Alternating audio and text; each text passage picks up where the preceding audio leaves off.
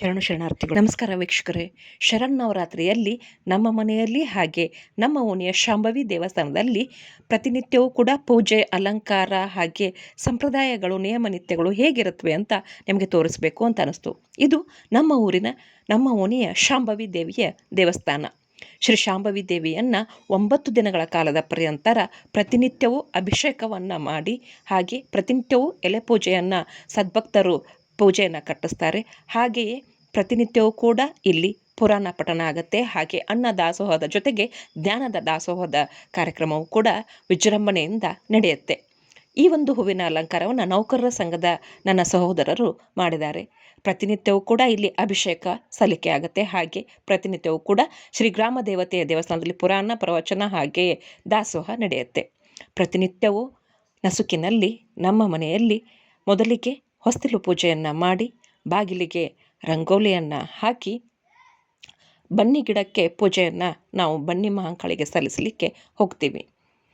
ಬನ್ನಿ ಮಹಾಂಕಾಳಿಯನ್ನು 9 ಅಥವಾ 10 ದಿನಗಳ ಕಾಲದ ಪರ್ಯಂತರ ವಿಧ ವಿಧವಾಗಿ ಮಹಿಳೆಯರು ಪೂಜೆ ಮಾಡುವುದು ಸಂಪ್ರದಾಯ. ಇದು ನಮ್ಮ ಊರಿನ ವೀರಭದ್ರೇಶ್ವರ ದೇವಸ್ಥಾನದ ಹತ್ತಿರ ಇರತಕ್ಕಂತಹ ಬನ್ನಿ ಮಹಾಂಕಾಳಿಯ ಈ ಒಂದು ಗಿಡ.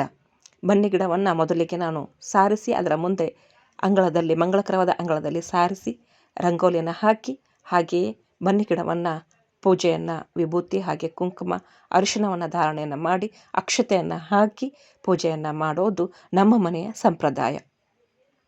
ಹಾಗೆಯೇ ಪ್ರತಿನಿತ್ಯವೂ ಕೂಡ ಬನ್ನಿ ಮಹಾಂಕಾಳಿಗೆ ಒಂದು ಉಡಿಯನ್ನು ಇಡ್ತೀವಿ. ಹಾಗೆ ನಮ್ಮ ಮನೆಗೆ ಒಂದು ಉಡಿಯನ್ನು ತೆಗೆದುಕೊಂಡು ಬರ್ತೀವಿ. ದೇವಿಗೆ ಪೂಜೆಯನ್ನು ಮಾಡಿ ಹೂವನ್ನು ಏರಿಸಿ ಊದುಬತ್ತಿಯನ್ನು ಬೆಳಗಿ ಕಾಯಿ ಕರ್ಪೂರವನ್ನು ಸಲ್ಲಿಸಿ ನಂತರ ಶ್ರೀದೇವಿಗೆ ಉಡಿಯನ್ನು ತುಂಬಿ ಬರುವುದು ನಮ್ಮ ಮನೆಯ ಸಂಪ್ರದಾಯ. ಬನ್ನಿ ಮಹಾಂಕಾಳಿಯ ಈ ಒಂದು ಗಿಡವನ್ನು ಅಭಿಷೇಕ ಮಾಡಿ ಸದ್ಭಕ್ತರೆಲ್ಲರೂ ಪೂಜೆ ಮಾಡುವ ಹಾಗೆ ಎಲ್ಲ ನಿಯಮ ನಿತ್ಯಗಳನ್ನು ದೇವಸ್ಥಾನದ ಕಮಿಟಿಯವರು ಕೈಗೊಂಡಿದ್ದಾರೆ. ಇವಾಗ ಇದು ತುಂಬ ಚೆನ್ನಾಗಿ ಬೆಳೆದಿದೆ. ನನಗೆ ನೋಡಲಿಕ್ಕೆ ತುಂಬಾ ಸಂತೋಷ, ಹೆಮ್ಮೆ ಅನಿಸುತ್ತೆ. ಹಾಗೆಯೇ 5 ಎಳೆಯ ದಾರವನ್ನು ಪ್ರತಿನಿತ್ಯವೂ ಕೂಡ ಎಲ್ಲ ಮಹಿಳೆಯರು ಸಹೋದರಿಯರು ಅದಕ್ಕೆ ದಾರವನ್ನು ಸುತ್ತುತ್ತಾರೆ. ನಂತರ ಎಲ್ಲ ದೇವಸ್ಥಾನಗಳಿಗೆ ನಾನು ರಂಗೋಲಿಯನ್ನು ಹಾಕಿ ಪೂಜೆಯನ್ನು ಮಾಡಿಕೊಂಡು ಬರೋದು ನನ್ನ ರೂಢಿ. ಇದು ಶರನ್ನವರಾತ್ರಿಯಲ್ಲಿ ಬೆಳಗಿನ ಮುಂಜಾವಿನ ಮಬ್ಬಿನಲ್ಲಿ ಪ್ರತಿನಿತ್ಯವೂ ಕಾಣ ಸಿಗುವಂತಹ ಈ ಒಂದು ಸೃಷ್ಟಿ ಸೌಂದರ್ಯದ ಸೊಬಗಿನಲ್ಲಿ ಆ ಒಂದು ದೀಪಗಳ ಅಲಂಕಾರದಲ್ಲಿ ಹಾಗೆಯೇ ಭಕ್ತಿಯ ಒಂದು ಗಾನದ ಮಾಧುರ್ಯದಲ್ಲಿ ಎಲ್ಲ ಮಹಿಳೆಯರು ಪೂಜೆ ಮಾಡ್ತಕ್ಕಂಥ ವಾತಾವರಣ ನಸುಕಿನಲ್ಲಿ ಹೇಗಿರುತ್ತೆ ಅಂತ ತೋರಿಸ್ಬೇಕು ಅಂತ ಅನ್ನಿಸ್ತು. ಈ ಒಂದು ಮಂಗಳಕರವಾದ ಅಂಗಳದಲ್ಲಿ ಎಲ್ಲ ಹೆಂಗಳೆಯರು ಭಕ್ತಿ ಶ್ರದ್ಧೆಯಿಂದ ಪೂಜೆಯನ್ನು ಮಾಡಿ ಶ್ರೀದೇವಿಗೆ ತಮ್ಮ ಭಕ್ತಿಯನ್ನು ಸಮರ್ಪಣೆ ಮಾಡ್ತಾರೆ. ಹಾಗೆಯೇ ಎಲ್ಲ ದೇವಸ್ಥಾನಗಳಿಗೂ ಕೂಡ ಹೋಗಿ ಬರ್ತಾರೆ. ನಮ್ಮ ಮನೆಯ ಅಧಿದೇವತೆ ಶ್ರೀ ತಾಯಿ ಬನಶಂಕರಿ ಆಗಿರೋದ್ರಿಂದ ನಮ್ಮ ಮನೆಯಲ್ಲಿ ನಾವು ಮಹಾನವಮಿಯಲ್ಲಿ ದೀಪವನ್ನು ಬೆಳಗ್ತೀವಿ.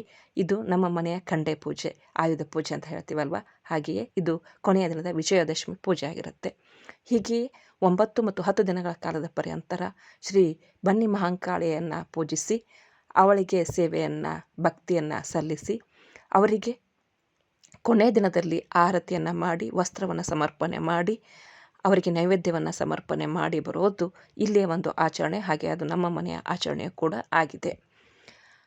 ಈ ಒಂದು ವಿಜಯದಶಮಿ ನಮ್ಮ ಮನೆಯಲ್ಲಿ ನಾವು ಶ್ರೀದೇವಿಯನ್ನು ಆರಾಧನೆ ಮಾಡ್ತೀವಿ. ನಮ್ಮ ಮನೆಯ ಅಧಿದೇವತೆ ಶ್ರೀ ತಾಯಿ ಬನಶಂಕರಿ ಆಗಿರೋದ್ರಿಂದ. ಹಾಗೆಯೇ ಶ್ರೀ ಶಾಂಭವಿ ದೇವಸ್ಥಾನದಲ್ಲಿ ಪುರಾಣವನ್ನು ಶ್ರೀ ವೀರಯ್ಯ ಶಾಸ್ತ್ರಿಗಳು ತುಂಬಾ ಅಚ್ಚುಕಟ್ಟಾಗಿ ಸೊಗಸಾಗಿ ಮಾಡಿಕೊಂಡು ಬಂದಿದ್ದಾರೆ. ಹಾಗೆಯೇ ನಮ್ಮ ಮನೆಯಲ್ಲಿ ನಾವು ಪ್ರತಿನಿತ್ಯವೂ ಕೂಡ ಶರನ್ನವರಾತ್ರಿಯಲ್ಲಿ ಬೇಳೆಯನ್ನು ಹಾಕಿ ಹೋಳಿಗೆಯನ್ನು ಮಾಡಿ ಅನ್ನ ಹಾಗೆ ಬದನೆಕಾಯಿ ಪಲ್ಯ ಮಾಡಿ ಶ್ರೀದೇವಿಗೆ ಮಡಿಯಿಂದ ನೈವೇದ್ಯ ಮಾಡೋದು ನಮ್ಮ ಮನೆಯ ಸಂಪ್ರದಾಯ.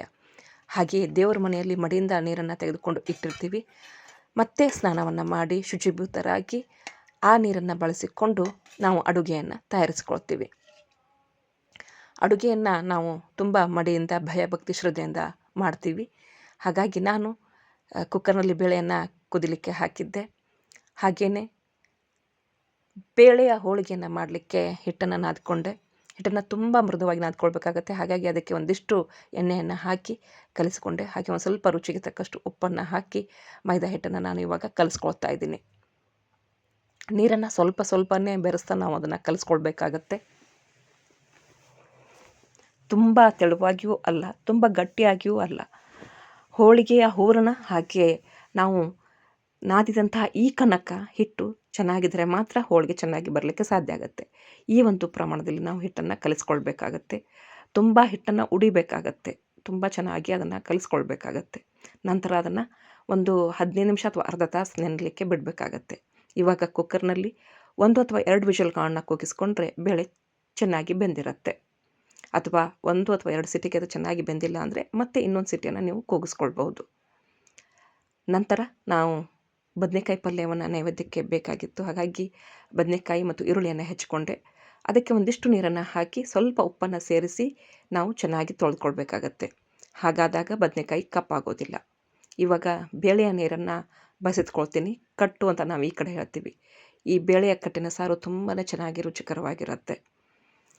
ಚೆನ್ನಾಗಿ ನಾವು ಇದರಲ್ಲಿರ್ತಕ್ಕಂಥ ನೀರನ್ನು ಬೇರ್ಪಡಿಸ್ಕೊಳ್ಬೇಕಾಗತ್ತೆ. ಹೀಗಾದಾಗ ಮಾತ್ರ ಹೂರಣ ಮೆದುವಾಗಲಿಕ್ಕೆ ಸಾಧ್ಯ ಆಗಲ್ಲ. ತುಂಬ ಮೆದುವಾಗಿ ಹೋಳಿಗೆ ಬರದ ಹಾಗೆ ಆಗಲಿಕ್ಕೆ ಸಾಧ್ಯ ಇಲ್ಲ. ಹಾಗಾಗಿ ಚೆನ್ನಾಗಿ ನೀರನ್ನು ನಾವು ಬಸಿಬೇಕಾಗತ್ತೆ. ನಮಗೆ ಬೇಕಾದಂಥ ಅಳತೆ ಪ್ರಮಾಣದಲ್ಲಿ ನಾವು ಹೂರಣವನ್ನು ತೆಗೆದುಕೊಳ್ಬೇಕಾದ್ರೆ ನಂತರ ಇದಕ್ಕೆ ನಾವು ಎಷ್ಟು ಬೇಳೆಯನ್ನು ತೆಗೆದುಕೊಂಡಿದ್ದೀವೋ ಅಷ್ಟೇ ಪ್ರಮಾಣದ ಬೆಲ್ಲವನ್ನು ಸೇರಿಸ್ಕೊಳ್ಬೇಕಾಗತ್ತೆ. ಇವಾಗ ನಾವು 1 ಗ್ಲಾಸ್ ತೆಗೆದುಕೊಂಡಿದ್ದೀವಿ ಬೇಳೆ ಅಂದರೆ 1 ಗ್ಲಾಸ್ನಷ್ಟೇ ಬೆಲ್ಲವನ್ನು ನಾವು ಸೇರಿಸ್ಕೊಳ್ಬೇಕಾಗತ್ತೆ. ಮತ್ತು ಅದಕ್ಕೆ ಏಲಕ್ಕಿನ ಸೇರಿಸಿ ಸ್ವಲ್ಪ ಬಿಸಿ ಮಾಡಿ ಬೆಲ್ಲ ಕರಗೋವರೆಗೂ ಅದನ್ನು ಕುದಿಸ್ಕೊಳ್ಬೇಕಾಗತ್ತೆ. ನಂತರ ಒಂದು ಮಿಕ್ಸಿ ಜಾರಿಗೆ ಬೇಳೆಯನ್ನು ಹಾಕಿ ಅದನ್ನು ಮಿಕ್ಸಿ ಮಾಡ್ಕೊಳ್ಬೇಕಾಗತ್ತೆ. ತುಂಬ ಚೆನ್ನಾಗಿ ಮಿಕ್ಸಿ ಮಾಡಿಕೊಂಡಾಗ ಅದು ಹೀಗೆ ಬರಲಿಕ್ಕೆ ಸಾಧ್ಯ ಆಗುತ್ತೆ. ಇವಾಗ ಹೋಳಿಗೆ ಮಾಡಲಿಕ್ಕೆ ಕನಕವೂ ಕೂಡ ರೆಡಿಯಾಗಿದೆ. ಹೀಗೆ ಈ ಒಂದು ಅಳತೆಯಲ್ಲಿ ಅದು ಕನಕ ರೆಡಿ ಆಗಬೇಕಾಗತ್ತೆ. ಒಂದು ಅರ್ಧ ತಾಸಿನವರೆಗೆ ನೆನೆ ಬಿಟ್ಟಾಗ ಅದು ಈ ರೀತಿಯಾಗಿ ಬರುತ್ತೆ. ನಂತರ ಇವಾಗ ತೊಳೆದು ತೆಗೆದುಕೊಂಡಂತಹ ಬದನೆಕಾಯಿಗೆ ಖಾರ, ಹಸಿ ಖಾರವನ್ನು ಹಾಗೆಯೇ ಒಂದಿಷ್ಟು ಅರಿಶಿನ ಪುಡಿಯನ್ನು, ಹಾಗೆ ನಾವು ಈ ಕಡೆ ಗುರಳ್ ಪುಡಿ ಅಂತೀವಿ, ನೀವು ಆ ಕಡೆ ಹುಚ್ಚಳ ಚಟ್ನಿ ಅಂತೀರಿ, ಹುಚ್ಚಳ ಪುಡಿ ಅಂತೀರಿ, ಅದನ್ನು ಹಾಕಿದ್ದೀವಿ. ಅದಿಲ್ಲದೆ ನಾವು ಈ ಕಡೆ ಉತ್ತರ ಕರ್ನಾಟಕದವರು ಅಡುಗೆಯನ್ನು ತಯಾರಿಸೋದಿಲ್ಲ. ಹಾಗೆ ನಾವು ಎಲ್ಲ ಅಡುಗೆಗಳಿಗೂ ಬೆಲ್ಲವನ್ನು ಹಾಕೋದು ನಮ್ಮ ರೂಢಿ. ಹಾಗಾಗಿ ಸ್ವಲ್ಪ ಬೆಲ್ಲವನ್ನು ಹಾಕಿದ್ದೀನಿ. ಹಾಗೆ ರುಚಿಗೆ ತಕ್ಕಷ್ಟು ಉಪ್ಪನ್ನು ನಾನು ಬೆರೆಸಿದ್ದೀನಿ. ಇದೆಲ್ಲವನ್ನು ಚೆನ್ನಾಗಿ ನಾವು ಕಲಿಸ್ಕೊಳ್ಬೇಕಾಗತ್ತೆ. ಉತ್ತರ ಕರ್ನಾಟಕದ ಬಹಳಷ್ಟು ಜನರು ಇದೇ ರೀತಿಯಿಂದ ಬದನೆಕಾಯಿ ಪಲ್ಯವನ್ನು ರೆಡಿ ಮಾಡ್ಕೊಳ್ತಾರೆ. ಬಹಳಷ್ಟು ಜನ ಒಗ್ಗರಣೆಗೆ ಎಣ್ಣೆಯನ್ನು ಬಿಸಿ ಮಾಡಿದ ನಂತರದಲ್ಲಿ ಬದನೆಕಾಯಿ ಹಾಕಿದ ನಂತರದಲ್ಲಿ ಎಲ್ಲವನ್ನು ಇಂಗ್ರೀಡಿಯೆಂಟ್ಸ್ನ ಹಾಕ್ತಾ ಹೋಗ್ತಾರೆ. ಆದರೆ ನಾವು ಮೊದಲೇ ಎಲ್ಲವನ್ನು ಕಲಿಸಿಟ್ಕೊಳ್ತೀವಿ.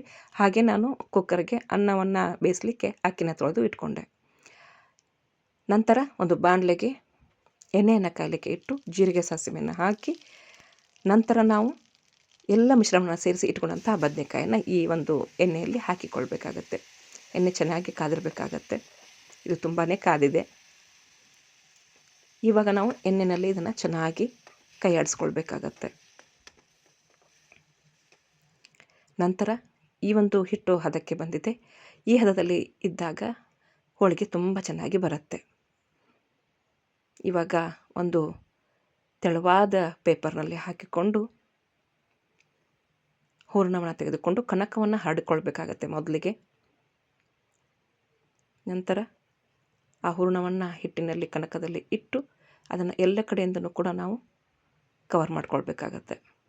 ಇದನ್ನು ನಾವು ಅಂಗೈನಲ್ಲಿ ಇಟ್ಕೊಂಡು ಕೂಡ ಮಾಡ್ತೀವಿ. ನಾನು ತೋರಿಸ್ಲಿಕ್ಕೆ ಈ ರೀತಿ ಮಾಡಿದೆ. ನಾನು ಅಂಗೈನಲ್ಲಿ ಇಟ್ಕೊಂಡೆ ಅದನ್ನು ಮಾಡ್ಕೊಳ್ತೀನಿ. ಇವಾಗ ಮೃದುವಾಗಿ ತುಂಬ ಪ್ರೆಷರ್ ಹಾಕದೇನೆ ನಾವು ಅದನ್ನು ಹಿಗ್ಗಿಸಿಕೊಳ್ಬೇಕಾಗತ್ತೆ. ಹೋಳಿಗೆಯನ್ನು ಕೈ ಆಡಿಸ್ತಾ ದೊಡ್ಡದಾಗಿ ಮಾಡ್ಕೊಳ್ತಾ ಹೋಗಬೇಕಾಗತ್ತೆ. ತುಂಬ ದೊಡ್ಡದು ಮಾಡೋದಿಲ್ಲ. ಪ್ರತಿನಿತ್ಯವೂ ಕೂಡ ನಾವು 9 ದಿನಗಳ ಕಾಲದ ಪರ್ಯಂತ ಹೋಳಿಗೆಯನ್ನು ಮಾಡೋದ್ರಿಂದ ಪ್ರತಿನಿತ್ಯವೂ ಕೂಡ ಎಲ್ಲರೂ ತಿನ್ನಲಿಕ್ಕೆ ಇಷ್ಟಪಡಲ್ಲ. ಚಿಕ್ಕದಾಗಿ ಮಾಡಿ ನೈವೇದ್ಯವನ್ನು ಮಾಡ್ತೀವಿ. ಪ್ರತಿನಿತ್ಯ ನಾವು 5 ಹೋಳಿಗೆಯನ್ನು ನೈವೇದ್ಯ ಮಾಡಲೇಬೇಕು. ಹಾಗಾಗಿ ಇಷ್ಟರ ಮಟ್ಟಿಗೆ ಮಾತ್ರ ತಟ್ಟಿಕೊಳ್ತೀನಿ. ಇದಕ್ಕಿಂತ ತುಂಬ ದೊಡ್ಡದಾಗಿ ಕೂಡ ನಾವು ಅದನ್ನು ಕೈ ಆಡಿಸ್ತಾನೆ ಹಿಗ್ಗಿಸಿಕೊಳ್ಬಹುದು ಹೋಳಿಗೆಯನ್ನು. ಇವಾಗ ಅದನ್ನು ನಾವು ಬೇಯಿಸ್ಕೊಳ್ಳೋಣ. ಸಣ್ಣ ಉರಿಯಲ್ಲಿ ನಾವು ಹೋಳಿಗೆಯನ್ನು ಬೇಯಿಸ್ಕೊಳ್ಬೇಕಾಗುತ್ತೆ. ತುಂಬ ಜೋರಾಗಿ ಇಟ್ಟಾಗ ಅದು ಹೊತ್ತೋ ಚಾನ್ಸ್ ಇರುತ್ತೆ. ಹಾಗಾಗಿ ಹೋಳಿಗೆಯನ್ನು ಈ ರೀತಿ ಮುಗುಚಿ ಹಾಕಬೇಕಾಗುತ್ತೆ ನಿಧಾನವಾಗಿ. ನಂತರ ಇವಾಗ ಕುಕ್ಕರ್ನಲ್ಲಿ ಅನ್ನ ಆಗಿದೆ, ಬದನೆಕಾಯಿ ಪಲ್ಯ ಆಗಿದೆ. ಇವಾಗ ನಾವು ದೇವರ ಮನೆಯಲ್ಲಿ ಪೂಜೆಯನ್ನು ಸಲ್ಲಿಸಿದ್ದೀವಿ. ಅದಕ್ಕೆ ನೈವೇದ್ಯವನ್ನು ಸಮರ್ಪಣೆಯನ್ನು ಮಾಡಿದ್ದೀವಿ. ಇದು ನಮ್ಮ ಮನೆಯಲ್ಲಿ ನಮ್ಮ ಹಿರಿಯರು ಹಾಕಿಕೊಟ್ಟು ಬಂದಂತಹ ಸಂಪ್ರದಾಯವನ್ನು ನಾವು ಕೂಡ ಅದನ್ನು ಪಾಲಿಸ್ಕೊಂಡು ಹೋಗ್ತಾ ಇದ್ದೀವಿ. ಇದು ನಮ್ಮ ಊರಿನ ಶ್ರೀ ವೀರಭದ್ರೇಶ್ವರ ದೇವಸ್ಥಾನ. ಶರನ್ನವರಾತ್ರಿಯ ಒಂದು ವಿಡಿಯೋವನ್ನು ನಾನು ನಿಮಗೆ ಪೂರ್ತಿಯಾಗಿ ಪೂಜೆಯ ಒಂದು ಶಾಂಭವಿ ದೇವಸ್ಥಾನದ ವಿಡಿಯೋವನ್ನು ನಿಮಗೆ ಹಾಕುವಂಥ ಪ್ರಯತ್ನವನ್ನು ನಾನು ಮಾಡ್ತೀನಿ. ನಂತರ ನಾನು ನೈವೇದ್ಯವನ್ನು ದೇವಿಗೆ ಸಮರ್ಪಣೆಯನ್ನು ಮಾಡ್ತಾಯಿದ್ದೀನಿ. ಇದು ನಮ್ಮ ಮನೆಯಲ್ಲಿ ಶರನ್ನವರಾತ್ರಿಯಲ್ಲಿ ದೇವರ ಮನೆಯಲ್ಲಿ ಮಾಡ್ತಕ್ಕಂತಹ ಪೂಜೆ ಈ ರೀತಿಯಾಗಿ ಇರುತ್ತೆ. ಹೂವು ತುಂಬಾ ಇತ್ತು, ನಮ್ಮ ಆಂಟಿ ಕೊಟ್ಟು ಕಳಿಸಿದ್ರು. ಆ ಹೂವಿನ ಅಲಂಕಾರನ ಒಂದಿಷ್ಟು ಮಾಡಿ ದೇವಿಗೆ ಹೋಳಿಗೆಯ ನೈವೇದ್ಯವನ್ನು ಸಮರ್ಪಣೆ ಮಾಡಿ ಕರ್ಪೂರವನ್ನು ದೇವಿಗೆ ಸಮರ್ಪಣೆಯನ್ನು ಮಾಡಿದ್ದೀನಿ. ನಮ್ಮ ಮನೆಯಲ್ಲಿ ಪ್ರತಿನಿತ್ಯವೂ ಕೂಡ ಈ ಒಂದು ಬೆಳ್ಳಿ ಮುಖಕ್ಕೆ ಅಲಂಕಾರ ಇದೇ ರೀತಿಯಲ್ಲಿರುತ್ತೆ. ಆ ಮುಖವನ್ನು ನಾನು ತೆಗೆಯೋದಿಲ್ಲ. 2 ಮುಖಗಳಿವೆ. ಒಂದು ದೀಪಾವಳಿ ಅಥವಾ ಹಬ್ಬ, ದೊಡ್ಡ ದೊಡ್ಡ ಹಬ್ಬಗಳಲ್ಲಿ ನಾನು ತೆಗೆದು ಹಾಕ್ತೀನಿ. ಒಂದು ಮುಖ ಕಾಯಮ್ಮಾಗಿ ಅದು ದೇವರ ಜಗಲಿ ಮೇಲೆ ಇರುತ್ತೆ. ಅಮಾವಾಸ್ಯೆಗೊಮ್ಮೆ ನಾವು ಕಾಯಿಯನ್ನು ಬದಲಾವಣೆ ಮಾಡ್ತೀವಿ. ನಮ್ಮ ಮನೆಯ ಅಧಿದೇವತೆ ಶ್ರೀ ಬನಶಂಕರಿ ದೇವಿ ಹಾಗೆ ಶ್ರೀ ಚಾಮುಂಡೇಶ್ವರಿ ದೇವಿಯ ಫೋಟೋವನ್ನು ಇಟ್ಟು 9 ದಿನಗಳ ಕಾಲದ ಪರ್ಯಂತ ನಾವು ಈ ರೀತಿಯಾಗಿ ಶ್ರೀದೇವಿಗೆ ಪೂಜೆಯನ್ನು ಸಮರ್ಪಣೆ ಮಾಡ್ತೀವಿ. ಆತ್ಮೀಯ ವೀಕ್ಷಕರೇ, ನನ್ನ ಶಾಕಂಬರಿ ಗಾನಸರಿ ಯೂಟ್ಯೂಬ್ ಚಾನಲನ್ನು ಸಬ್ಸ್ಕ್ರೈಬ್ ಮಾಡ್ಕೊಳ್ಳಿ. ಹಾಗೆ ಪಕ್ಕದಲ್ಲಿರ್ತಕ್ಕಂಥ ಬೆಲ್ ಐಕಾನನ್ನು ಪ್ರೆಸ್ ಮಾಡಿ, ಶೇರ್ ಮಾಡಿ, ಲೈಕ್ ಮಾಡಿ, ಕಮೆಂಟ್ ಮಾಡಿ. ಧನ್ಯವಾದಗಳು.